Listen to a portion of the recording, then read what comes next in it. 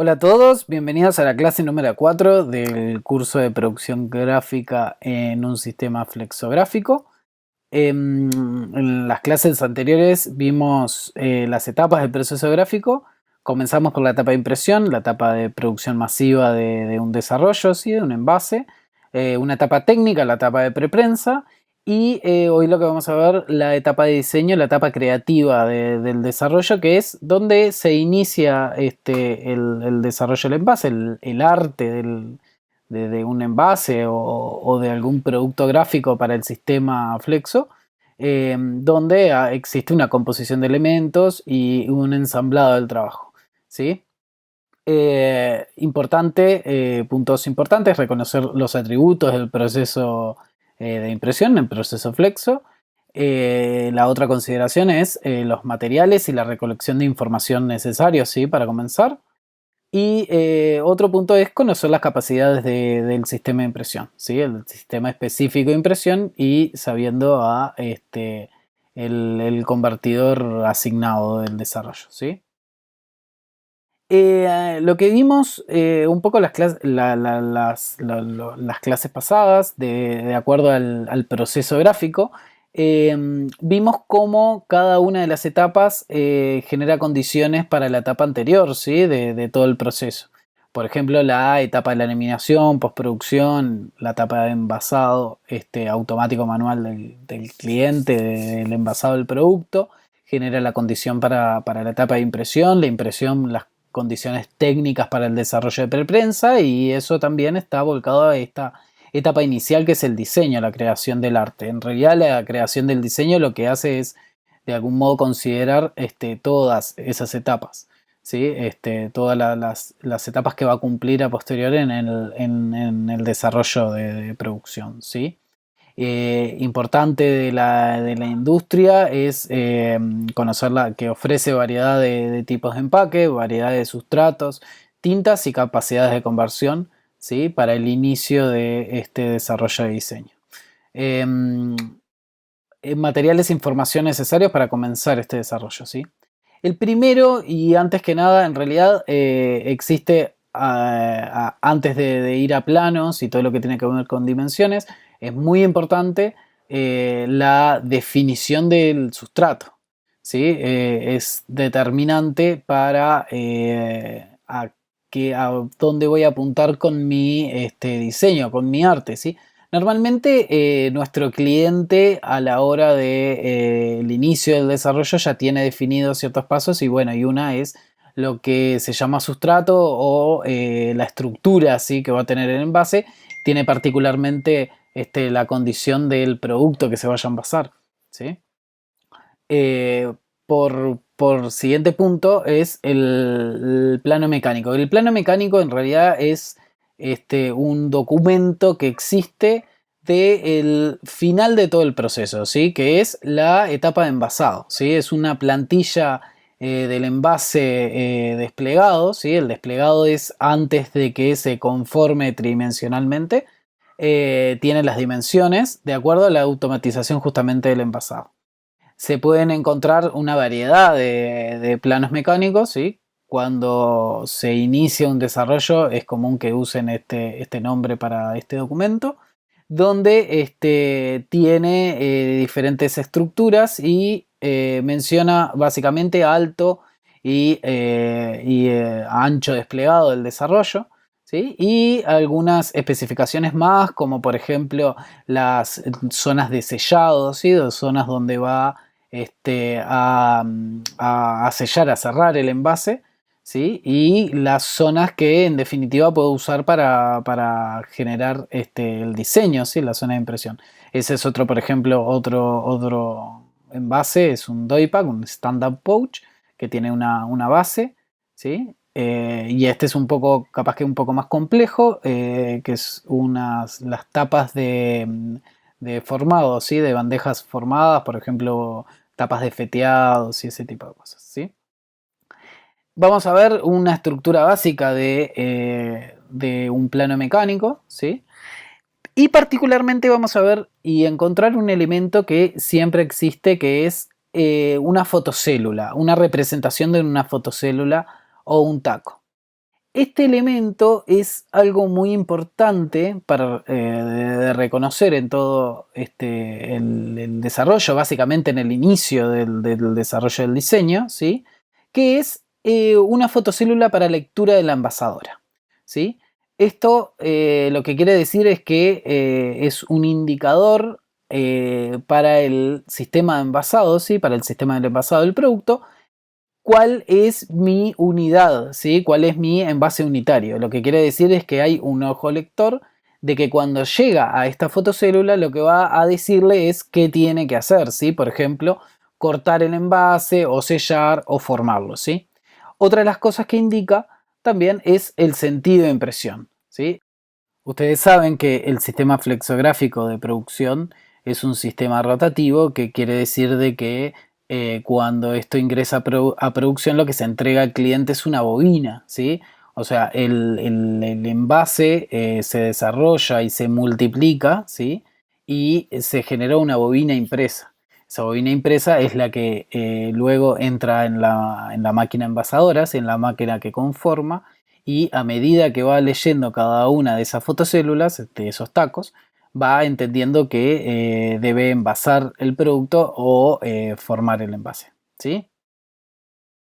Bueno, acá el plano mecánico tenemos un ejemplo de uno que normalmente se pueden encontrar, donde indica en el desplegado el ancho del envase, la distancia del paso, justamente, que son los 190, que es, va a ser el alto del envase, indica cuál es la fotocélula, ¿sí? E indica cuál es el desarrollo de las caras, ¿sí? Esos punteados de 10 milímetros, por ejemplo, lo que ven arriba y abajo, significa que ahí va a haber un sellado de mordazas que va a generar el envase, ¿sí? El envasado del producto, y eso va a ser una zona que quede sellada, ¿sí? Acá lo que vamos a hacer es generar un diseño, ¿sí? Ahora producimos galletas Cluster Pack. Como ven, ahí sería como la etapa creativa donde vamos tirando cada uno de los elementos. Una cosa también muy importante es justamente respetando el tamaño y el color del taco, sí, el color de la fotocélula. Una cosa que no les dije es que normalmente lleva contraste con lo que es la calle del taco. Dependiendo del tipo de envasadora, eso es muy importante que en el momento que reciban el plano mecánico o en el momento que tenga comunicación con el cliente, indique qué color puede, si puede llevar color o si necesita alto contraste en las calles, la calle de taco. Pueden agarrar cualquier ejemplo de envase impreso y van a ver que en la mayoría lo van a encontrar en color blanco, con el taco, con un taco oscuro, ¿sí? O algunas veces puede invadir diseño, depende de cómo sea justamente la lectura de esa fotocélula desde la envasadora, ¿sí? Lo que sí es muy importante, considerar qué es lo que pasa con ese envase ya formado, la morfología del envase de acuerdo a la cantidad de producto que se va a envasar, ¿sí? Es muy importante que a medida que se va generando el diseño en el desplegado, también se genere lo que se llama un mock-up o un envase generado en la realidad, con la cantidad, por ejemplo, en este caso 250 gramos, por ejemplo, de producto, para saber qué es lo que pasa cuando ese producto llena el envase, en el sentido de que no exista, por ejemplo, textos que son legales invadan hacia el frente del envase, ¿sí? O lo que son la parte de logos y todo lo que tiene que ver con el frente del envase no llegue a los bordes o pase para, para el dorso del envase. ¿Sí? Es muy importante ir generando, existen varios software que pueden simular esto, que les genera un dibujo en 3D digital, pero es muy importante también que lo prueben en la realidad a medida que van desarrollando ese diseño, ¿sí? Vamos a ir a elementos gráficos del pack y yendo un poquito a la parte técnica de conformación, ¿sí? Una parte muy, muy importante de los elementos gráficos del pack son el tamaño de las tipografías o el tamaño mínimo de las tipografías, ¿sí? En ese estándar dependiente que genera el impresor, ¿sí? Que es la preprensa quien lo mide, especifica también cuáles son los tamaños mínimos de tipografías que se pueden utilizar en un envase, ¿sí? Tanto en tipografías impresas en positivo como tipografías que son impresas en negativo, que es en contragrafismos o comúnmente se llaman diapos, ¿sí? Esto es muy importante cuando ustedes van a trabajar tipografías muy pequeñas, saber cuál es el mínimo, ¿sí? Que se debe considerar. Recuerdan que vimos en la etapa de impresión una parte muy importante que era el dosificador de tinta, el que daba, que es el que se llama rodillo Anilox. También vimos que existen una variedad de rodillos Anilox, ¿sí? Y existen una variedad de cargas de tinta. Particularmente las cargas de tinta que existen para colores directos, Pantone, son cargas altas porque siempre los colores, o siempre no, pero en su mayoría son con una intensidad importante o se necesitan lograr con una intensidad importante. Entonces, cuando existe más carga de tinta, quiere decir de que tipografías muy pequeñas se pueden cerrar. Yendo específicamente con el ejemplo del envase de galletas de Cluster Pack, vemos cómo existen unas tipografías en blanco, o sea, unas tipografías en diapo, lo que podría llegar a ser una tinta directa violeta, ¿sí? Y esa tinta directa violeta va a existir con una carga de tinta específica, entonces se debe tener especial cuidado que esas tipografías no sean muy pequeñas, o si deben ser pequeñas se deba consultar a la preprensa asignada cuál es el tamaño mínimo que se puede manejar, ¿sí? Otro elemento gráfico del pack son los grosores de filetes. En ese mismo sentido, también el estándar dependiente lo que nos devuelve es cuál es el grosor mínimo de filete que yo debo utilizar. Acá existe, además de una transferencia de tinta que puede existir en impresión, también existe cuál es el filete que sostiene el polímero. Recuerden que la matriz de impresión, el fotopolímero, existe en un relieve, o sea, es una matriz que se graba con un relieve y ese relieve, que está sostenido también con polímero en su base, tiene una determinada, también considera, por ejemplo, un grosor hasta un grosor mínimo, ¿sí? Esto también es información importante técnica de la parte de preprensa que se debe trasladar a la etapa de diseño, ¿sí? En este mismo sentido, como ya les comenté, para tipografías o para otros elementos gráficos, también los elementos que están en diapo, ¿sí? Y otra consideración en los elementos gráficos son las tolerancias de registro. Recuerdan que hablábamos que siempre en impresión existe un de registro en máquina. Las tintas se imprimen individualmente en cada cuerpo impresor y particularmente por el sistema y también puede ser por el sustrato de imprimir, que es un sustrato, puede ser flexible, en su mayoría son flexibles, pero puede ser flexible y puede tener estiramiento. Eso puede ser un factor muy importante para que se visualice el de registro. Más allá de que en la etapa de preprensa exista el recurso de trapping para lograr que no se vea ese blanco indeseado por el movimiento de tintas, sí es importante que en la etapa de diseño del desarrollo no sobreexija ese registro.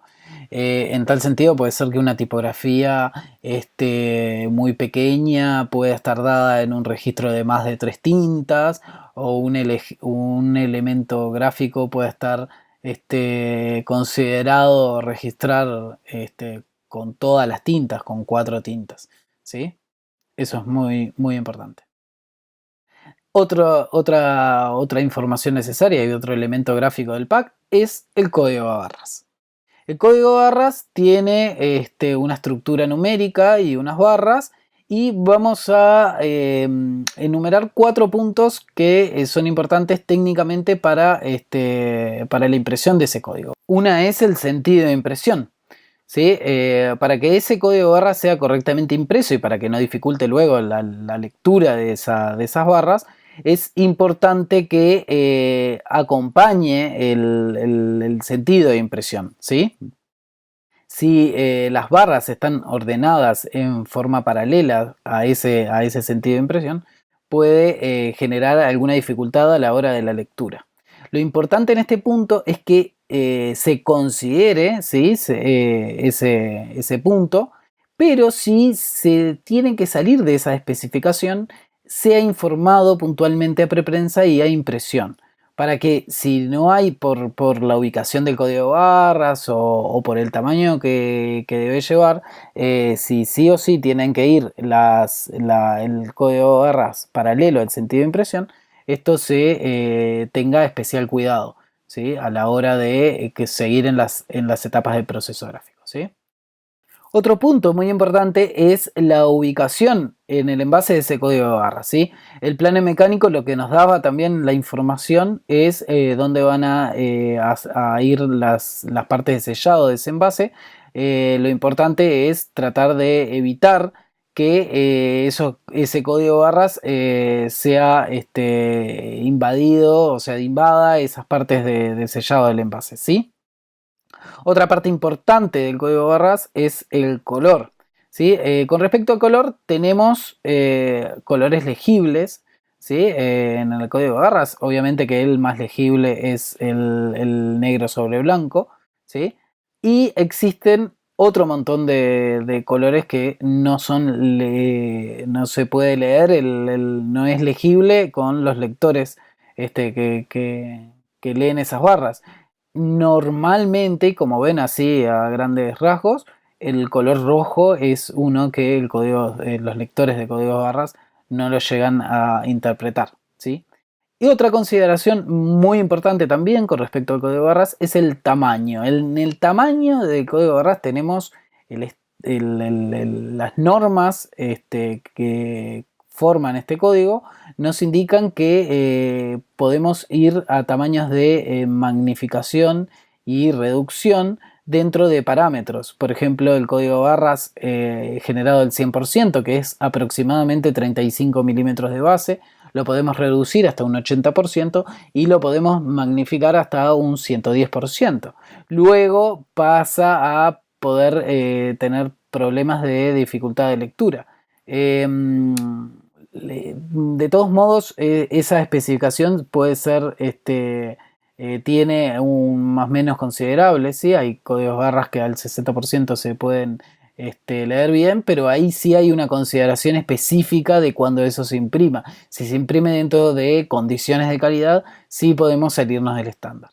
Luego van a encontrar también en la plataforma un paper específico del código de barras donde habla un poco de qué significa cada uno de los números, especifica también bien los colores y algunas consideraciones más que deben de tener con este elemento gráfico que es muy importante dentro de un envase, ¿sí? Ahí vimos más o menos los materiales y la recolección de información necesarios para comenzar ese diseño, ¿sí? Otra parte importante en la etapa de diseño es conocer las capacidades del sistema de impresión. Básicamente, cuando hablamos de y creo que la más importante del sistema de impresión es la separación de colores o la cantidad de tintas posibles que voy a poder tener en mi diseño de acuerdo a la máquina que se va a imprimir, ¿sí? Y en base a eso la verificación de esa separación color en el archivo. Acá lo que vamos a ver es en el software de edición Adobe Illustrator, ¿sí? Cómo podemos hacer para verificar esa separación de colores, ¿sí? Y contabilizar las cantidades de tintas en las cuales yo diseñé mi envase, ¿sí? Lo que vamos a ver es que una opción del menú ventana, ¿sí? Ahí vamos a ir a Separation Preview, que va a abrir una ventana flotante que van a ver que tiene una primera opción que se llama previsualizar sobre impresiones o Overprint Preview. Cuando activan esto, el espacio de trabajo se vuelve blanco y les deja visualizar cada uno de esos colores, ¿sí? Con el ojo ustedes pueden apagar, no están haciendo modificaciones, sino es a nivel de verificación y pueden ver los elementos gráficos de su envase y qué tintas en las cuales lo trabajaron, ¿sí? Acá también lo que pueden verificar es que si existe un error, si hay un elemento que está pintado de un color que no se consideraba. Otra parte importante es la ventana de muestras, ¿sí? O la ventana de swatches. En el menú también pueden ir a ventana muestras, ventana swatches, y ahí van a ver lo que vimos en algunas clases pasadas, que son unos pequeños cuadros donde indica cada uno de los colores. Si está saliendo en un libro de color, ¿sí? Como vemos ahí en el ejemplo. Y a su vez también van a ver en el ejemplo que estamos viendo, existen algunos colores más que no están usados en este diseño. Lo importante es que dentro de esa ventana flotante van a ver que en el menú contextual tienen una opción de seleccionar todos los colores no usados, ¿sí? Si ustedes seleccionan eso, los pueden eliminar y limpiar su diseño antes de seguir a la etapa posterior, que puede ser enviarlo para que continúe la etapa de preprensa, continúe la etapa técnica. De esa forma vamos a tener un diseño bastante limpio y pensado y desarrollado como lo pensamos, ¿sí? Otra parte importante que tiene particular los productos gráficos que se imprimen en el sistema Flexo es que existe una tinta más, que puede existir una tinta más, mejor dicho, que es la tinta del blanco, ¿sí? La tinta del blanco para lo que es un sustrato, por ejemplo, impreso con una ventana, ¿sí? Donde el producto se puede ver. O por ejemplo cuando es un producto con material metalizado, ¿sí? Esos productos tienen una tinta más que se debe considerar y se debe generar a su vez como layer de blanco. En la etapa de diseño eso lo podemos considerar incluso como parte creativa de ese desarrollo. Supongamos que este envase de galletitas no tiene ventana, o sea, el producto no se puede ver porque va a ir laminado con un material metalizado. La laminación con material metalizado básicamente lo que permite es una barrera y un cuidado del producto que va a tener este envase, ¿sí? Que va a contener este envase, mejor dicho, ¿sí? Pero ese material metalizado lo podemos usar como un recurso incluso de diseño, ¿sí? ¿Cómo lo podemos considerar? Generando un corte en ese layer de blanco. Supónganse que ese color que yo represento es mi layer de blanco y quiero decir que en el logo de Clusterpack no le voy a generar blanco y ese logo de Clusterpack se va a sumar, con esos colores se va a sumar a la tinta metalizada que por ejemplo va a tener este envase, ¿sí? Lo que me va a generar es un efecto brillante, ¿sí? de ese elemento. Eso es algo que sí se puede considerar y que se debe tener en cuenta. Existe en el mercado, existen en este sentido un montón de ejemplos donde esto no existe como una tinta más metalizada, sino que es el layer de blanco que se maneja como recurso básicamente de diseño, ¿sí? Si existiera el envase va a ser impreso en un material transparente, ese layer de blanco puede representar lo que es una ventana donde se va a ver el producto. Importante también cómo representarlo en el diseño, en comunicación con la preprensa, pueden indicar cuáles son los elementos que va a llevar que pueden llevar brillo, cuáles son los elementos que van a llevar blanco debajo, o lo pueden generar como una tinta directa, ¿sí? Como una tinta directa que el nombre se llame blanco. En la librería Pantone existe un color blanco que puede ser también llevado para la representación de lo que va a ser este layer de blanco, ¿sí? Esta tinta de blanca en mi diseño. Bien, ahí vimos los tres puntos, reconocimos los atributos del proceso gráfico, vimos cuáles son los materiales e información muy básicos para comenzar ese diseño, lo que son los necesarios para comenzar ese diseño, ese arte, y vimos también las capacidades que nos va a dar ese sistema de impresión que vamos a utilizar. Y ahí tenemos completo el diseño, como para ser enviado luego de aprobación con el cliente, luego de todo lo que tiene que ver con el OK para seguir en la etapa del proceso, le tengo que mandar esos archivos a la etapa de preprensa, a la etapa técnica, ¿sí? Lo que quiere decir, vamos a hacer el cierre de archivos, ¿sí? El cierre de archivos es básicamente juntar todos los elementos que necesitamos y para ser trasladados y para que pueda trabajar la etapa técnica de preprensa. Acá en realidad hablamos de una suite que es la de Adobe, la que es un estándar dentro de la industria, lo que puede ser elementos vectoriales usados en el programa Illustrator o en Acrobat con el formato PDF, ¿sí? Lo que son la parte de manejo de imágenes en Photoshop y la parte de tipografías, ¿sí? Que se usen OTF o TTF, ¿sí? En este sentido, lo ideal de enviar, de cerrar para enviar a la etapa de preprensa, la etapa técnica de preprensa, son archivos Illustrator editables convertidos a curvas, preferentemente. Eh, Esto depende un poco también de los requisitos de la preprensa. Todas las preprensas pueden tener diferentes requisitos. ¿Sí? Estas especificaciones son un cierre de archivo básico para que la preprensa pueda trabajar. Pueden existir algunos elementos que sean más considerados o menos considerados, pero básicamente lo que debemos enviar es el archivo de Illustrator editable, ¿sí? En el formato nativo. .ai, .illustrator, importante también saber qué versión, eso es comunicación justamente con la etapa de preprensa.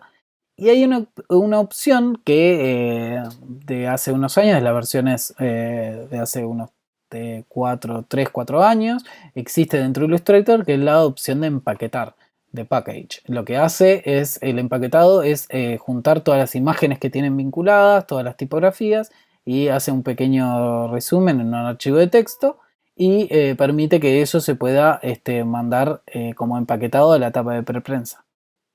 Otro de los elementos que debemos enviar son las imágenes, ¿sí? Lo importante de acá es que las imágenes sean vinculadas, ¿sí? Vinculadas externamente dentro de Illustrator y que las imágenes preferentemente sean, además de en alta resolución, que eso creo que es algo básico del desarrollo, ¿sí? Que todas las imágenes estén en alta resolución, que los archivos sean en Photoshop, ¿sí? O sea, .psd.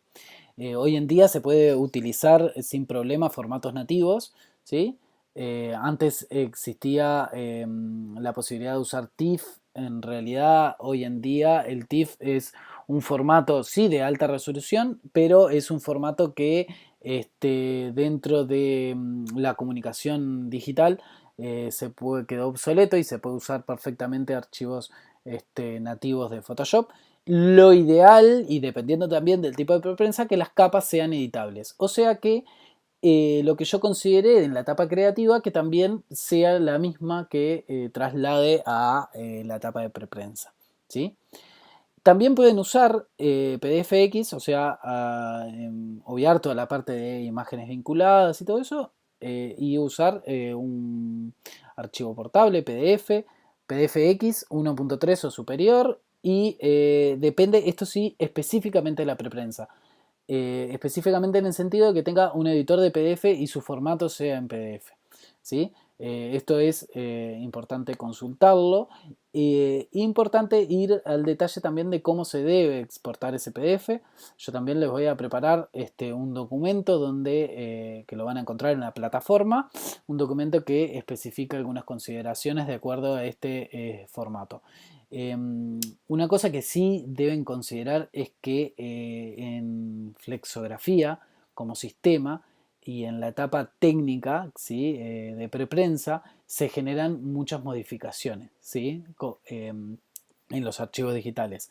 Esas modificaciones justamente existen porque la preprensa tiene la información y el estándar de cómo se debe imprimir correctamente ese desarrollo. Entonces, por eso elegir un PDF como formato para enviar mis archivos es muy y extremadamente importante conocer de la que preprensa lo va a poder manejar, ¿sí?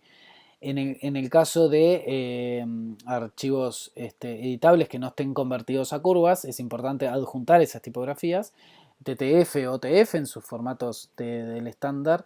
Un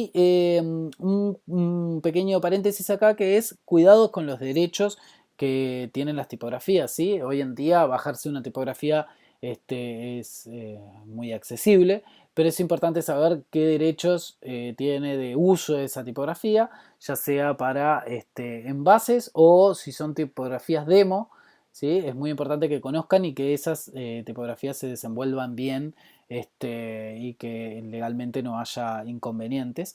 También la opción de empaquetar va dentro de Illustrator, va a recolectar estas tipografías usadas.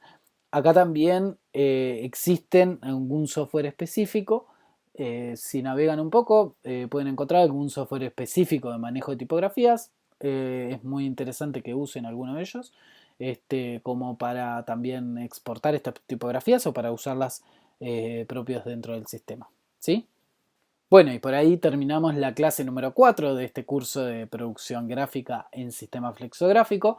Vimos en esta clase de la parte de diseño, ¿sí? La parte de inicio de todo el desarrollo y considerando puntualmente las características técnicas de toda la etapa de producción en este sistema flexo. ¿Sí? Bueno, los que sobrevivieron hasta este punto van a encontrar, como les dije, los contenidos dentro de la plataforma de Clusterpack. Y cualquier cosa, también me van a encontrar a mí. Cualquier duda o consulta específica, no duden en escribirme. Saludos a todos.